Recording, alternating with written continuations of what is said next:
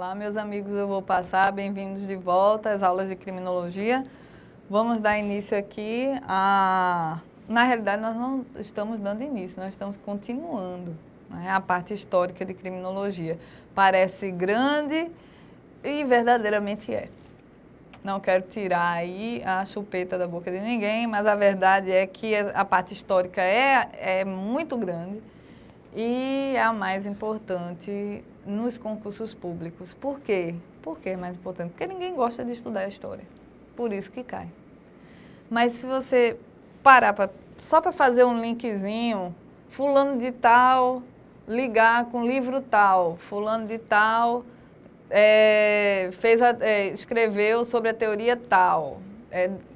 Criminologia, você deu origem de acordo com fulano de tal. Se você juntar essas coisas, fica muito mais fácil. Então, se você puder pegar numa folhinha de papel, fazer só as anotações, não precisa copiar nada não. Coloca, olha, Henrico Ferri, não sei o quê, Garófalo, não sei o quê. Então, você faz só as ligações, como um mapa mental. Aí você lembra da aula toda. Hoje nós vamos falar de sociologia criminal. Na aula anterior tinha uma questão, lembra, de antropologia criminal e a gente não podia cortar. Aliás, a gente cortou as alternativas que tinham a base sociológica, né? E agora que a gente vai entrar nelas, né? Na sociologia, na base sociológica toda da elaboração de criminologia. Henrico Ferri é esta criatura aí, essa foto que vocês estão vendo. Naquele tempo era uma coisa interessante, né? Então vamos lá. Primeiro, né, ele lança Sociologia Criminal. Esta é a obra de Henrico Ferri. Ele, de alguma forma, como eu coloquei aqui, ele foi discípulo de Lombroso, não é exatamente discípulo, é o que uma boa parte da doutrina costuma mencionar. Na realidade, ele foi um estudioso de Lombroso, ele andou sobre as marcas dos pés de Lombroso, não é? Ele pegou a teoria de Lombroso e deu uma melhorada. Isso é o que eu posso dizer dessa forma. Ele aprimorou, ele evoluiu, como toda teoria. Querendo ou não, você só tem uma forma de Windows porque existia outra forma de Windows antes. Provavelmente terá um outro Windows com a versão melhorada do Windows anterior. E assim vai a ciência, ela vai evoluindo, pegando as teorias antigas, dando uma melhorada e lançando novas teorias, não é? O Henrico Ferri, ele tinha essa análise que Lombroso tinha de montar na cabeça a pessoa como ela deveria ser para ser um criminoso. É maldade pensar, na minha concepção, que você pode ligar a televisão e apontar naqueles programas sensacionalistas que todo o Estado tem, todo o Estado dessa nação tem, que mostra fulano matando, ciclano, você bota ali, aí vê a cara do autor, né? Ou pelo menos o acusado, aparece lá na televisão. Olha, isso aí tem cara de bandido. Você nunca viu, não? Tem cara de bandido. O que é ter cara de bandido? Não é? Imagine aqui no Brasil o que é ter cara de bandido. Porque se na nossa moderna análise criminológica nós temos hoje pessoas de uma diversidade imensa, né? De feições, de cor de pele, de tipo de cabelo. Se a gente fosse formatar aqui um padrão, seria cruel ter isso sob análise. Muitos criminosos são negros, muitos criminosos são brancos, muitos criminosos são louros, muitos criminosos são... E se você começar a analisar, você não chega a qualquer conclusão. Embora haja estudo sobre isso, dizendo que a maioria é parda. Mas aí, no Brasil todo, a maioria, né? Não chega, é uma teoria que não chega a lugar nenhum, na minha concepção. Então, o que importa aqui na teoria que elaborou Henrico Ferri é que ele pegou tudo isso que Lombroso concebeu e deu uma repaginada na linguagem moderna. ele criou aí o trinômio causal do delito. O delito tem 3 básicas causas para ocorrer aqui, ó. Causas sociais, não é? Fatores antropológicos e fatores físicos, nós veremos agora. Fatores biológicos, né? As causas biológicas. A herança genética, na nossa linguagem hoje, evidentemente. Fatores que levam ao desencadeamento, né? O fato da pessoa ter uma característica física que uma pessoa muito longe no seu antepassado que tinha aquela característica. Isso ele trouxe de Lombroso. Sociais, né? As causas, condições mesológicas, que é no meio em que se vive, né? Ou ambientais.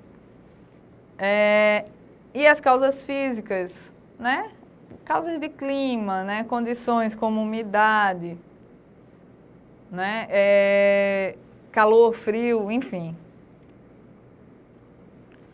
Essa frase aqui é dele. Eu coloquei aqui para que vocês observem qual era a base principiológica de Henrico Ferri. Quando vocês fecharem os olhos, estiverem na prova de vocês e estiverem em dúvida, pense em Henrico Ferri com as mãozinhas na grade, porque isso aqui, essa frase dele, é a base de tudo que ele defendeu. Veja só. Todos os criminosos, doentes mentais ou não, quer dizer, ele botou todo mundo no mesmo bolo, deveriam ser afastados da convivência social, não como castigo. Ele tá entrando em conflito com a parte antiga da história da criminologia, né? Não como castigo, expiação, que nós tínhamos, mas era a tal da expiação. Ou pena, mas com base na segurança geral da sociedade. Ele tem que ser removido da sociedade simplesmente porque ele representa um mal. Ao invés de código penal, deveria haver apenas um código de defesa social, veja, com fundamento na periculosidade do infrator. Os mais perigosos são colocados à margem da sociedade, né? E as pessoas, de acordo com a sua periculosidade, eram destinadas a determinados, o que ele não chamava necessariamente de pena, né? São os destinos de cada um desses criminosos. Ele fez uma classificação interessante dos criminosos e nisso ele vai diferir totalmente de Lombroso. Veja só. Tá certo. Estigmas da degeneração adotada por Lombroso, ele tem. Claro, as pessoas realmente mantêm alguns estigmas desde que nascem e isso classifica essas pessoas como criminosas natas, né? Somando a completa atrofia do senso moral. Então, o cara não é só portador de determinadas características, ele é amoral, ele não tem qualquer sensibilidade. Ele é uma pessoa que eticamente é inexistente, ele não concebe dentro dele moralidade, ok? O louco, alienado mental, semilouco, matóides e fronteiriços, ok? São pessoas assim, matóides, são os alienados, as pessoas assim, fora de noção. Ocasional, o que eventualmente comete um delito. Então, são pessoas que não são criminosas por um hábito, por uma prática, por uma questão de atavismo, né? Por uma questão de ser criminoso nato, mas porque, eventualmente, por uma eventualidade, por um fato ocorrido, alguma coisa ocasionou a prática desse determinado crime. O criminoso passional, ele foi estudado com tanto afinco, com tanta paixão, se é que eu posso dizer assim, que o criminoso passional se tornou uma forma de se estudar a própria sociedade, porque nós temos muita paixão dentro de nós, né? Tudo é muito por paixão, nós vivemos por paixão. Então, uma das classificações de Enrico Ferri foi justamente a questão passional da personalidade do criminoso. Ele é levado às circunstâncias pelo arrebatamento, aquele negócio que, sabe, não deixa ninguém pensar. O cara é arrebatado. Ele tem um ímpeto, de repente, de praticar um crime. O crime, geralmente, é claro, vem sem premeditação, porque o arrebatamento tira a premeditação. O cara não vai pensar, parar para pensar, o que é que eu faço para matar fulano? Não, o crime natural, passional, é aquele da paixão mesmo, não é o passional que a gente diz que é passional, o cara vai, fica uma hora procurando o que fazer, vou comprar uma corda, aí eu vou simular um enforcamento. Não, o crime passional é aquele mantido por ira, você está assim tomado daquela vontade de acabar, de exterminar, de estourar, quebrar tudo, pronto, isso é o crime passional. As pessoas são arrebatadas em virtude de amor contrariado ou então a honra que é ferida, né? Aquela pessoa que não tem, que tudo que ela acredita de repente desmorona, aquele sentimento de fragilidade que vem. Então, a pessoa não quer se sentir fragilizada, mas acaba se sentindo. Então, aquela ira vai tomando, a pessoa cega na hora, de repente está com a faca na mão, pingando de sangue, a vítima já em vários mil pedaços, e ele às vezes nem lembra o que aconteceu, porque ele, tomado de muita raiva, de repente ele dá uma sumida. E o criminoso habitual é aquele que reincide na prática delituosa, é um hábito, né, de praticar o crime. Nosso próximo queridinho é Rafael Garófalo. Rafael Garófalo, que hoje a gente chama de Garófalo. Este cidadão aqui, olhe para a carinha dele. Ele parece um ator, que eu não estou conseguindo lembrar exatamente o nome. Ele fez... Curiosamente, ele fez um filme onde ele matava um monte de gente. Mas, enfim, Garófalo foi outra pessoa muito... Às vezes você vai encontrar nas provas Rafael com F. Na boa, tanto faz, né? Foi uma pessoa muito radical, né? Um estudioso do crime. Ele adotou formas muito radicais, embora inserido em sociologia, mas ele estava realmente adepto do sentimento do radicalismo quando ele realmente começou a tecer as teorias que ele teceu durante toda a sua vida. Ele criou o termo criminologia, né? Há quem desconverse, né? Mas majoritariamente disse que o termo criminologia saiu de Garófalo. Ele dizia o seguinte, que a criminologia era uma ciência voltada para a criminalidade, voltada para o delito e para a pena. Era isso que criminologia deveria ser, ok? Então, ele fazia aí, com um termo, criminologia, ele conseguiu fazer estudo em 3 searas diferentes aqui. Um estudo de pesquisa jurídica, né? Porque ele está analisando, de alguma forma, ele está analisando a pena. Antropológica, né? Vai para a ciência da criminalidade, para todo o ser humano, a origem, a descendência, a ascendência, vai pela evolução, por tudo que a gente comentou agora. E essa pesquisa sociológica, a inserção do criminoso na sociedade, a participação dele no meio social. Garófalo era um defensor da pena de morte. Vocês verão, eu deixei aqui, defesa da pena de morte, mas não explicarei. Vocês verão porque vocês chegarão sozinhos a essa conclusão. Porque ele adotava a pena de morte como sendo uma bandeira para ele. Por Garófalo, o que é que Garófalo defendia? Essas frases, quando eu coloco aqui, essas frases que essas pessoas disseram, são as frases que caem em concurso. Esse link deve ser feito. Você tem que fazer esse link de toda forma. Por quê?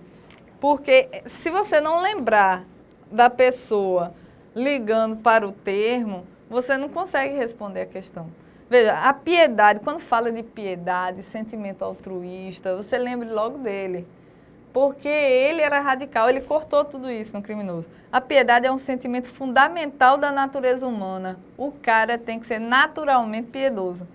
Como o é essencialmente também a justiça. Aí ele vai para a próxima. A consciência pública qualifica de criminosa uma ação, por ser ela uma ofensa feita à parte do senso moral formada aos sentimentos altruístas de piedade e probidade. Esta frase dele, a consciência pública qualifica de criminosa uma ação, porque quem qualifica a ação do crime é a conjuntura social, é a consciência de um povo. Por ser ela uma ofensa feita à parte do senso moral dela mesma, do próprio povo. O povo tem um senso moral coletivo e essa ofensa ela é praticada pelo criminoso.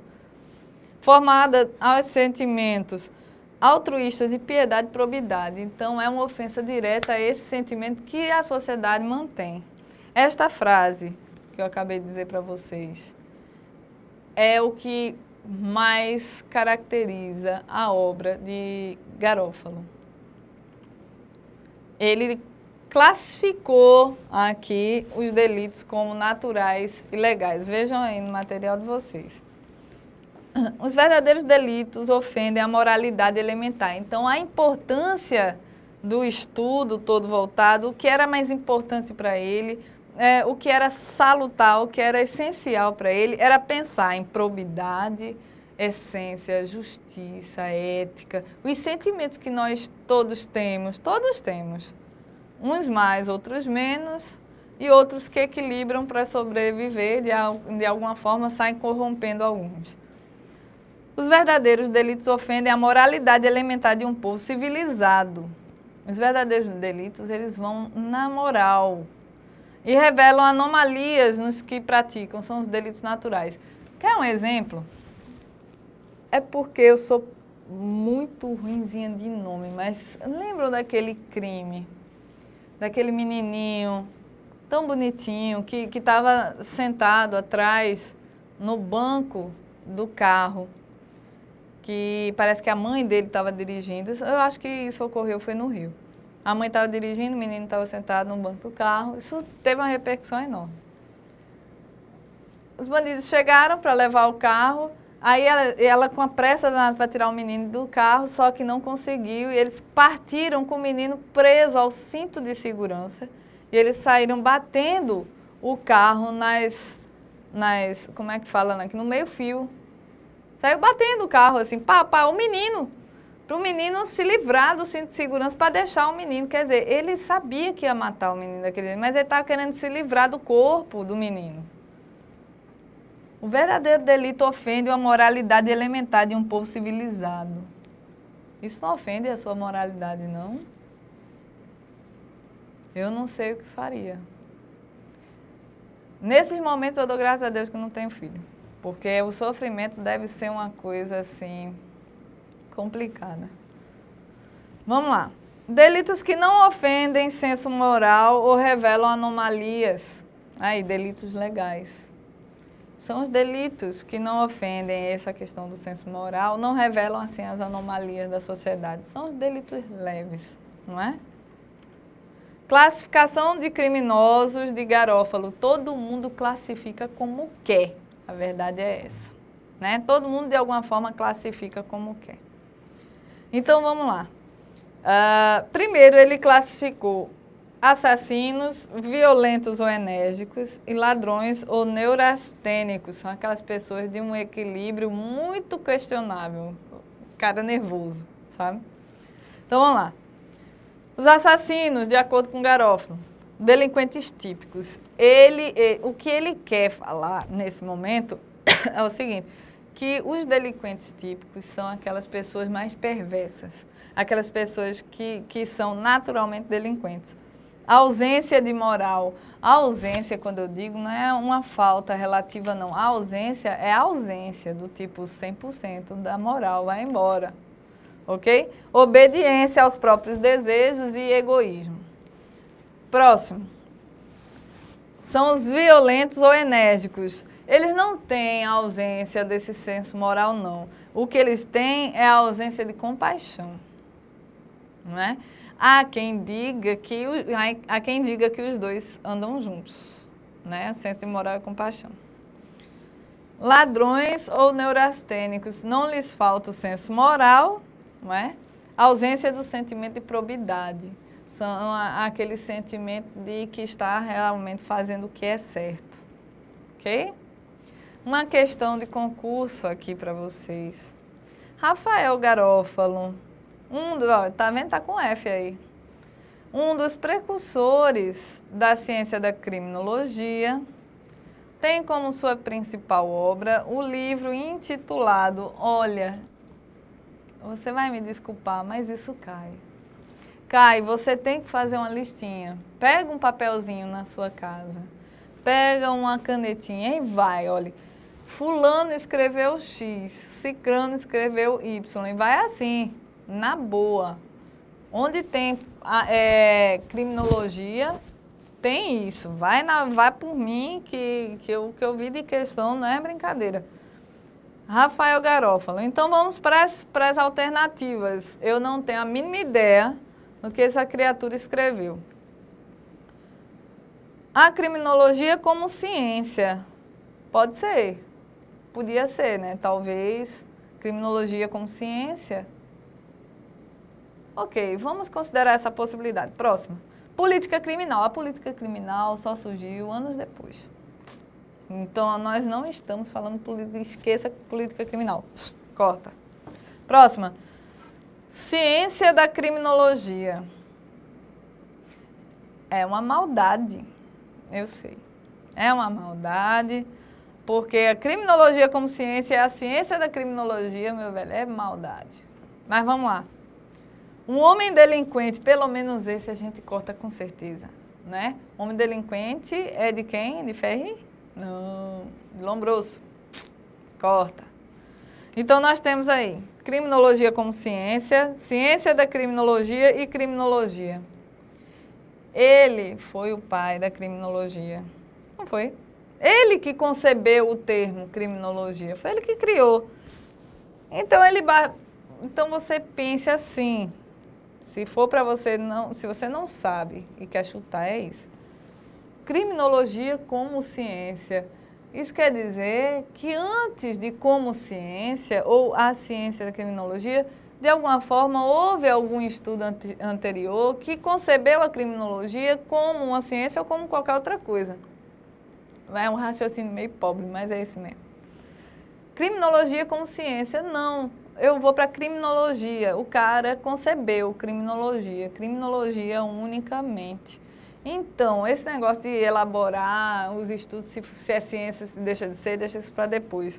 Letra E, criminologia. É uma forma, né?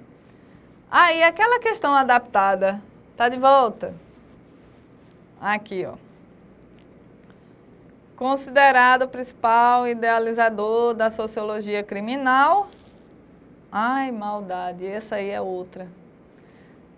Tem como obra principal tal. Veja só. Lacassagne não poderia ser, nós não estamos ainda enveredando nesse mundo dele. Corta.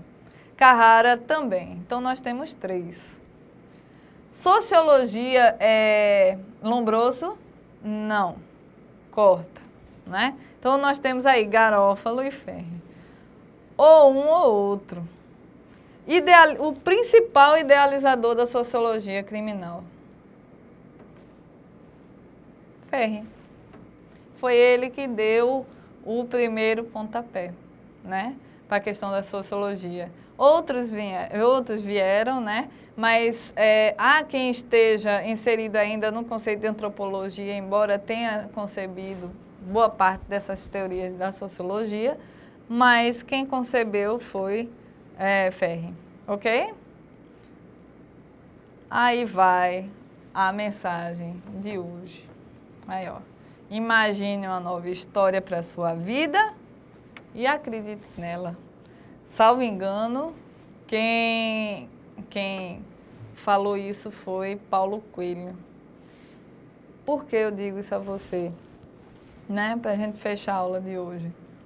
Às vezes você trabalha num canto que é complicado, às vezes você está num ambiente hostil, às vezes seus colegas não gostam de você, às vezes você trabalha com uma coisa que você não gosta e você está estudando ou tentando estudar, às vezes trancado em casa, altas horas da noite, sabe-se lá se eu estou aqui na sua frente de madrugada, não é?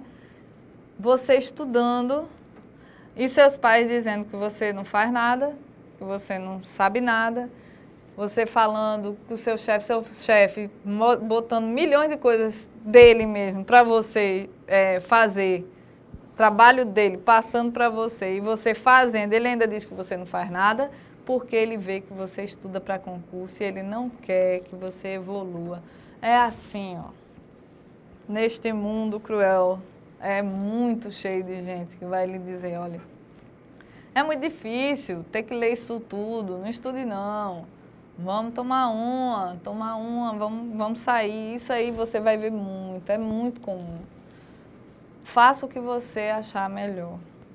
Se você achar que deve sair, saia. Se você achar que deve estudar, estude. E agora, tudo que você faz tem uma consequência. Se você não quer estudar, você vai ter o seu salário compatível com as poucas horas de estudo que você teve. A verdade é essa. Então, você quer aumentar o salário, aumente a carga de estudo. É mais ou menos isso. Escolha o concurso que você quer. Pegue, vá atrás de livro, de questões que falem das provas. CESP, o concurso que eu quero só é CESP. Vou para o CESP. Esqueça o mundo, CESP. O concurso que eu faço geralmente é Carlos Chagas. De vez em quando muda. Você faça aí, procure uma forma de elaborar o seu estudo de maneira a deixar tudo globalizado. Faça as suas tentativas, leia o que você puder ler, aproveite seu tempo da melhor forma, não é? Eu tive um chefe que era um inferno, o cara não me deixava ler uma linha, era complicado. Era muito difícil. Toda vez que me via lendo, parecia que não queria que eu fizesse qualquer coisa. Você, olha, vai fazer não sei o quê, coisas, atribuições que nem eram minhas. Então, você vai encontrar muito isso. Você vai sentar, chorar, se lamentar, sentir pena de você, ou você vai reestruturar o seu horário e fazer com que o seu horário se adapte ao horário do trabalho e dos seus estudos. Não é? Imagine uma nova história para a sua vida. Imagine uma nova história. A história da sua vida é legal? Poxa, é bom. Mas se não está tão legal assim, e você precisa, de fato, passar no concurso melhor, para ontem, readapte tudo na sua vida, todo o seu horário, tudo. E acredite que você vai conseguir. Porque se você não acreditar, eu estou estudando, né? Vamos ver o que dá. Não gaste com concurso, não. Você vai porque você vai passar. Né? Então você diga para você mesmo, eu vou passar.